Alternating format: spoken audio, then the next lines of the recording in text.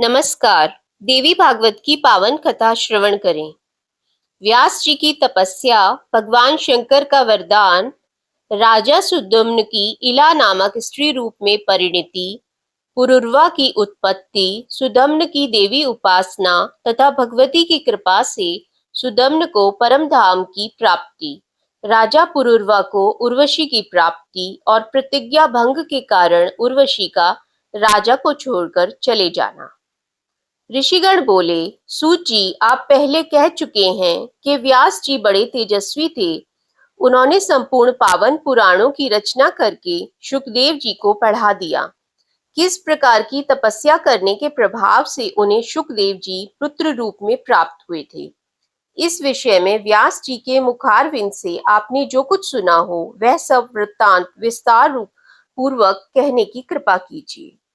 सूत जी कहते हैं, शुकदेव जी उच्च कोटि के साक्षात योगी थे। सत्यवती नंदन व्यास जी से जैसे उनका जन्म हुआ वह कहता हूँ। एक समय की बात है, महाभाग व्यास जी मुझे पुत्र हो यह निश्चित विचार करके मेरुगिरी के रमणीय शिखर पर गए और उन्होंने कठिन तपस्या आरंभ कर दी।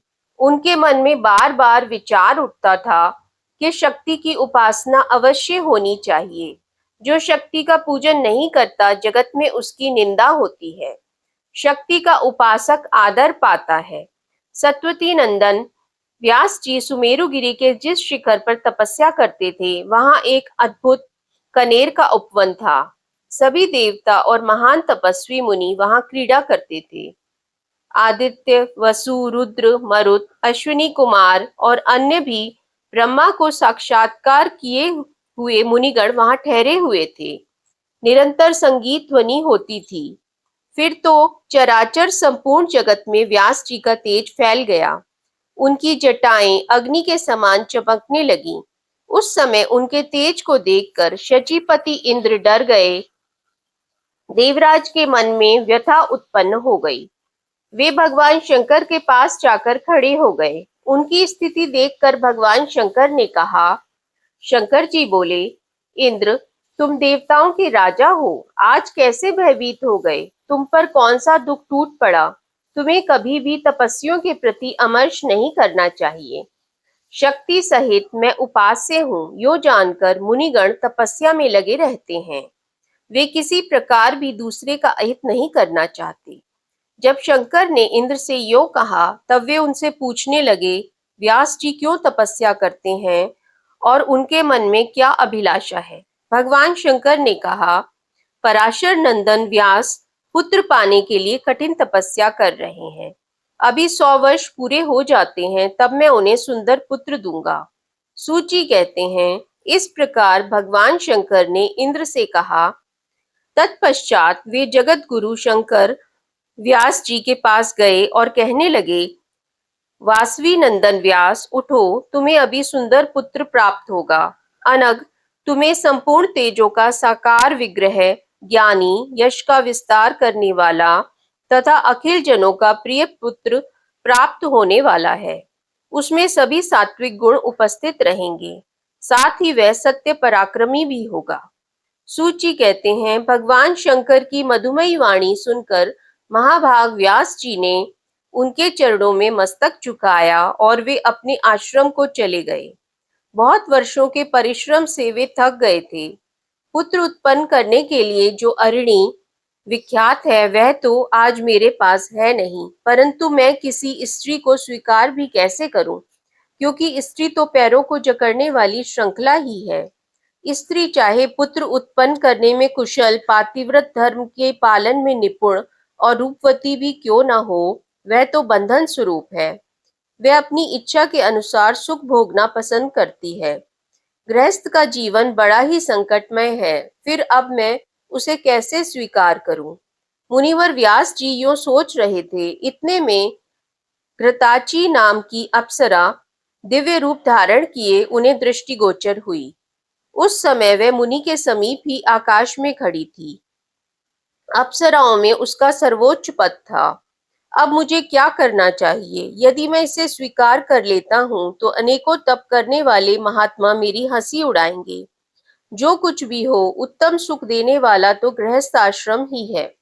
कहा जाता है यह आश्रम पुत्र देता है, स्वर्ग पहुंचाता है और साथ ही ज्ञान हो जाने पर मोक्ष भी देता है। बहुत पहले नारद जी से मैं एक प्रसंग सुन चुका हूँ। उर्वशी नाम की अप्सरा थी, राजा पुरुरवा उसके वश में हो गए। अंत में उस अप्सरा ने राजा का तिरस्कार कर दिया था।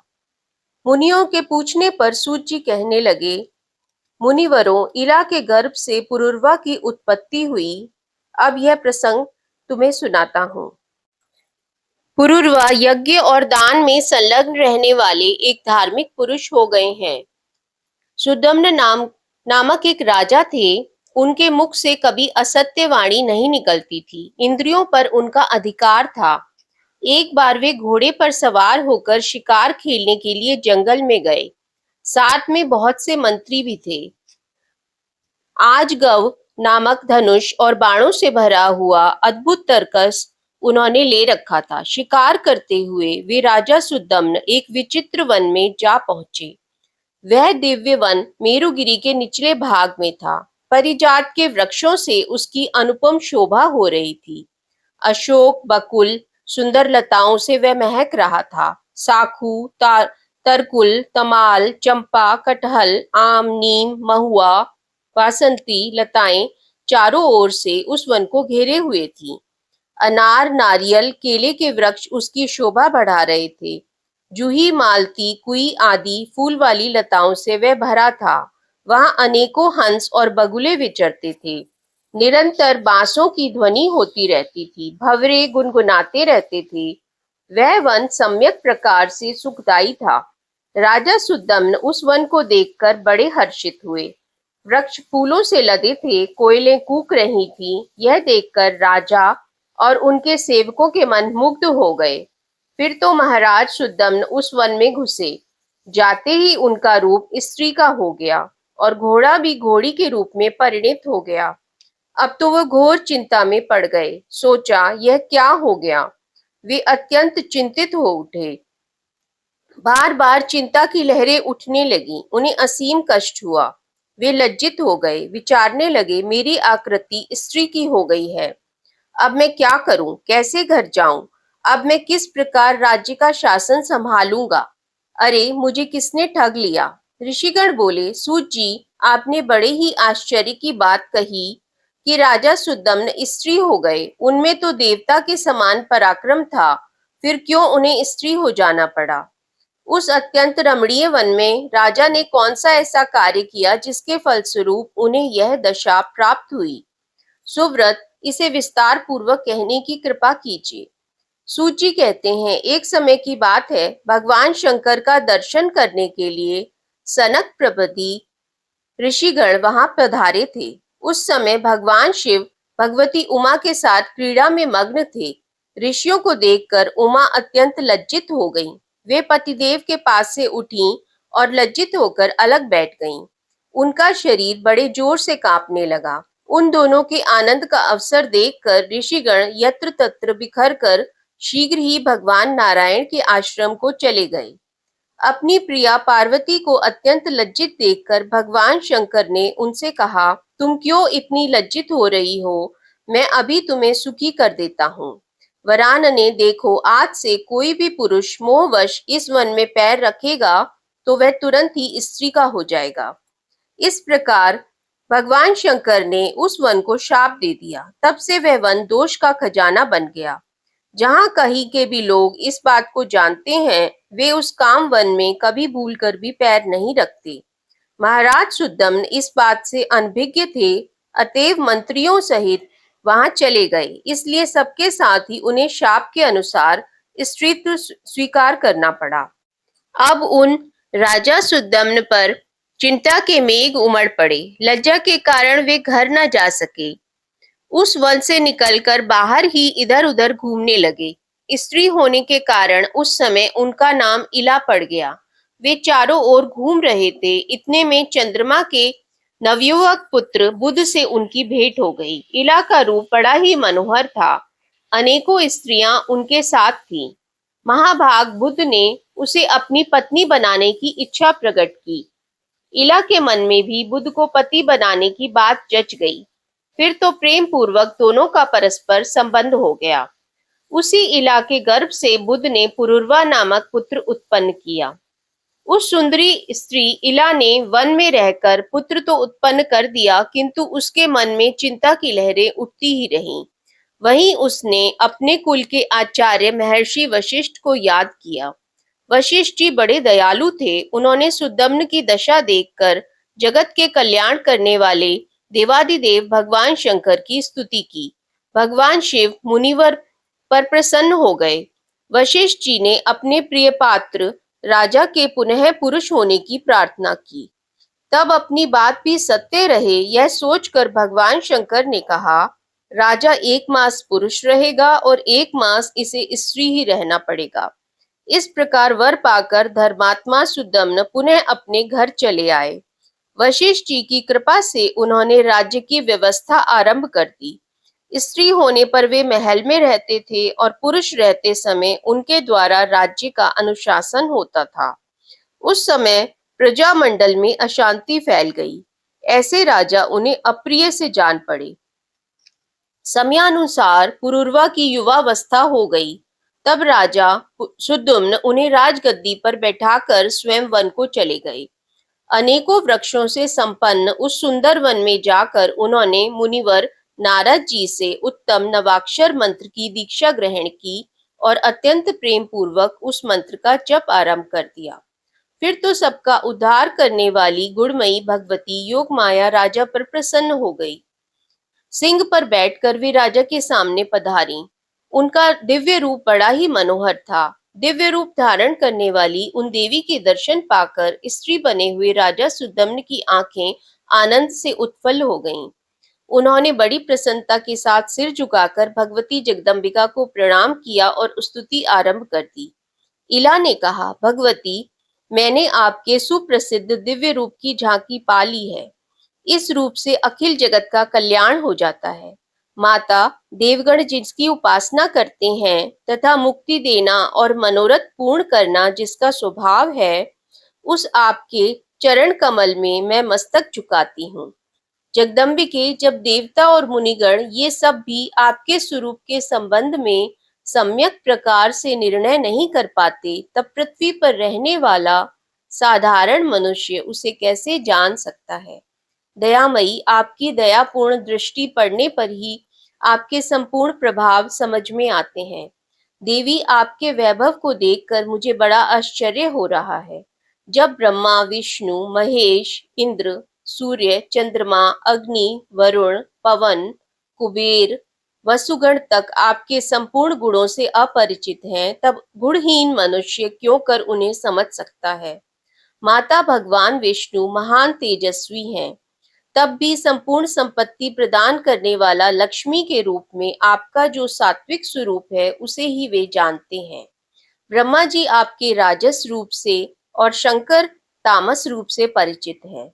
कहाँ तो मैं प्रचंड मूर्ख और कहाँ आपका यह अत्यंत प्रभावशाली परम प्रसाद। मेरे लिए यह कितना असंभव है। भवानी, आपका कृपापूर्ण चरित्र समझ में आ गया। अनन्य भक्ति से उपासना करने वाले सेवकों पर दया करना आपका स्वभाव ही है। जब आपने लक्ष्मी रूप से विराजमान होकर इनसे संबंध स्थापित किया, तभी ये विष्णु मधु दैत्य को मारने में समर्थ हुए। फिर भी ये प्रसन्नता पूर्वक आपसे व्यवहार नहीं कर पाते, अपितु चरण दबाते हैं। इसका रहस्य तो यह है कि आपका हाथ अग्नि के सदृश तेजस्वी है। उससे स्पर्श कराकर वे अपने पैरों को पवित्र बनाते हैं, ताकि पृथ्वी का भार संभाल सकें। पुराण पुरुष भगवान विष्णु की छाती में भृगु जी ने लात मारी, किंतु आप श्री देवी की अभिलाषा से वे अप्रसन्न न हुए। जैसे काटे जाने पर भी अशोक वृक्ष भविष्य में अच्छा सज जाने की आशा से अप्रसन्न नहीं होता। सभी देवता भगवान विष्णु को प्रणाम करते हैं और उन श्री हरि का मन आप में लगा रहता है।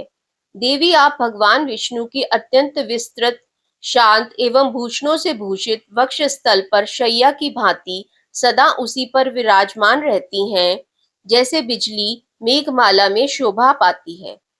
तो फिर क्या ये जगत प्रभु विष्णु आपके वहां नहीं हुए? माता, यदि आप नाराज होकर उन्हें छोड़ दें तो निश्चित है कि उनकी पूजा असंभव हो जाएगी।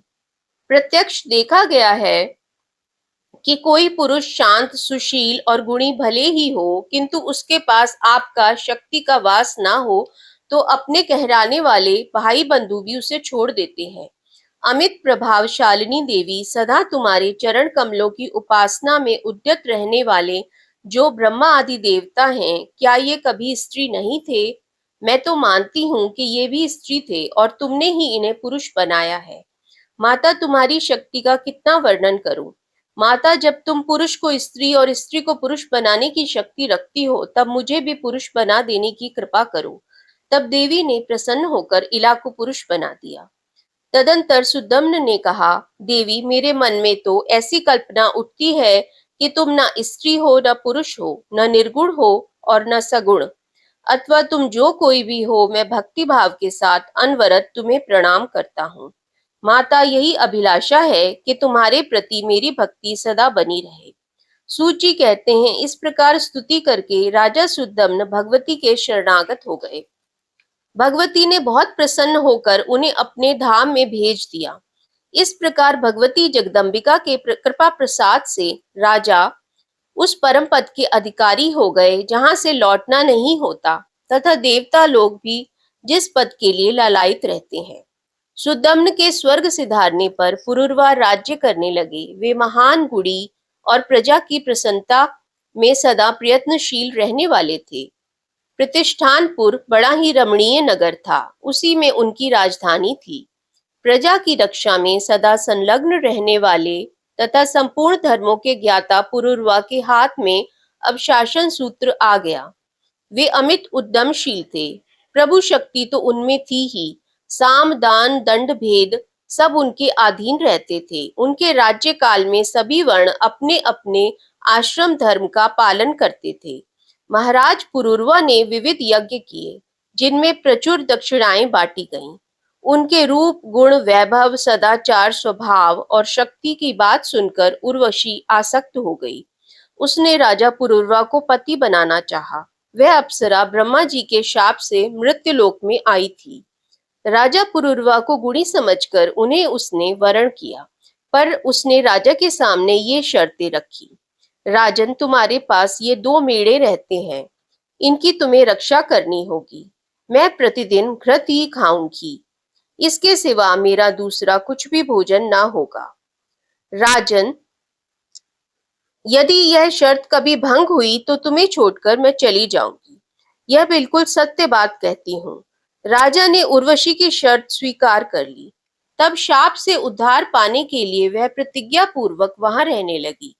उस समय राजा की बुद्धि और मन का एकमात्र विषय उर्वशी ही बन गया था। वे उस पर इतने आसक्त हो गए कि उसके बिना क्षण भर भी रहना उनके लिए असंभव हो गया। इस प्रकार अनेकों वर्ष व्यतीत हो गए। देवराज इंद्र स्वर्ग में थे। उन्होंने उर्वशी को वहां नहीं देखा। तब वे गंधर्वों से कहने लगे, गंधर्वों, तुम सब लोग उर्वशी को यहाँ लाने का प्रयत्न करो। राजा पुरुरवा की आंखों से ओझल होकर उनके घर से मेढ़ों को चुरा लिया जाए तो वे निश्चय ही काम बन जाएगा। यहाँ मेरा स्थान उर्वशी के बिना उदास हो गया है, इसकी शोभा भी नष्ट हो गई है। अतः जिस किसी उपाय से उस सुंदरी अप्सरा को यहाँ अवश्य लौटा लाओ। तदंतर देवराज इंद्र के कथनानुसार विश्वावसु प्रवर्ती अनेकों गंधर्व पुरुरवा के महल में गए। खूब अंधेरा छाया हुआ था। गंधर्वों ने मेढ़ों को चुरा लिया। वे जब उन्हें लेकर आकाश मार्ग से चले तब मेढ़े चिल्लाने लगे। उर्वशी उन मेढ़ों को पुत्र के समान मानती थी। उनकी चिल्लाहट सुनकर वह कुपित हो उठी। साथ ही उसने नरेश से कहा, इन मेढ़ों को सुरक्षित रखने की तुमने प्रतिज्ञा की थी, किंतु राजन, आज तुम्हारे विश्वास में आकर मैं नष्ट हो गई। ये मेढ़े मुझे पुत्र के समान प्यारे थे, इन्हें चोरों ने चुरा लिया और तुम उस स्त्री के समान आंखें मूंदे पड़े हो। तुम नपुंसक हो, केवल अपने मन में ही वीर बने हुए हो। तुम जैसे पति के साथ रहकर मैं चौपट हो गई। अरे, ये दोनों मेढ़े मुझे प्राणों के समान प्रिय थे, किंतु आज ये मेरी आंखों से ओझल हो गए। इस प्रकार उर्वशी विलाप करने लगी। उन उसे उदास देखकर अपनी सुधि बुद्धि खोए हुए राजा पुरुरवा झट चोरों के पीछे दौड़ पड़े। ठीक उसी समय राजभवन के सामने ही गंधर्वों की प्रेरणा से बिजली चमक उठी। राजा जाने की उतावली में थे। अप्सरा ने उन्हें देख लिया। फिर तो सभी गंधर्व रास्ते में ही मेढ़ों को छोड़कर भाग भाग गए। राजा ने उन भेड़ों को पकड़ लिया और वे थके मांदे अपने भवन पर लौट आए। उस समय उन्हें उर्वशी दिखाई नहीं पड़ी। तब पुरुरवा अत्यंत दुखी होकर विलाप करने लगे। परंतु वह सुंदरी स्त्री उर्वशी तो पति को नग्न देखकर कभी की जा चुकी थी। अब स्वयं राजा पुरुरवा रोते हुए देश देशांतरों में चक्कर काटने लगे। उनका मन उर्वशी में अटका हुआ था। पागल की सी दशा हो गई थी। वे सारे भूमंडल पर घूमते रहे। उन्हें कुरुक्षेत्र में उर्वशी दिखाई पड़ी। उसे देखकर महाराज पुरुरवा का सर्वांग पुलकित हो उठा। फिर मीठी वाणी में वे कहने लगे, अरे सुंदरी, ठहरो ठहरो, मेरा चित्त तुम में लगा हुआ है। मैं तुम्हारे अधीन होकर रहता हूँ। मैंने कोई अपराध भी नहीं किया है। फिर मुझ पति को इस घोर संकट में छोड़ना तुम्हारे लिए कहाँ तक उचित है। देवी, वही यह तुम्हारा प्रिय देह है। तुम्हारे दूर हो जाने पर अब यह नष्ट हो रहा है। सुंदरी, यदि तुमने इसका परित्याग कर दिया तो इसे सियार और कौए खा जाएंगे, अर्थात मैं जी नहीं सकूंगा। इस प्रकार राजा पुरुरवा दुखी होकर विलाप कर रहे थे। बड़ी दयनीय दशा हो गई थी। वे थक गए थे, अत्यंत विवश हो गए थे। तब उनसे उर्वशी ने कहा। उर्वशी बोली, महाराज, तुम बड़े मूर्ख हो। तुम्हारी बुद्धि कहाँ कुंठित हो गई। तुम घर जाओ, वहां का ही आनंद भोगो। मन में यो विषाद करना व्यर्थ है। इस तरह समझाने पर भी महान मोह में डूबे हुए पुरुरवा को ज्ञान न हो सका। वे दुख के उमड़े सागर में गोता खाते रहे। सूत जी कहते हैं, इस प्रकार यह कथा मैंने कह दी। उर्वशी का प्रसंग बहुत बड़ा है, मैं तो इसे थोड़े में ही कह गया।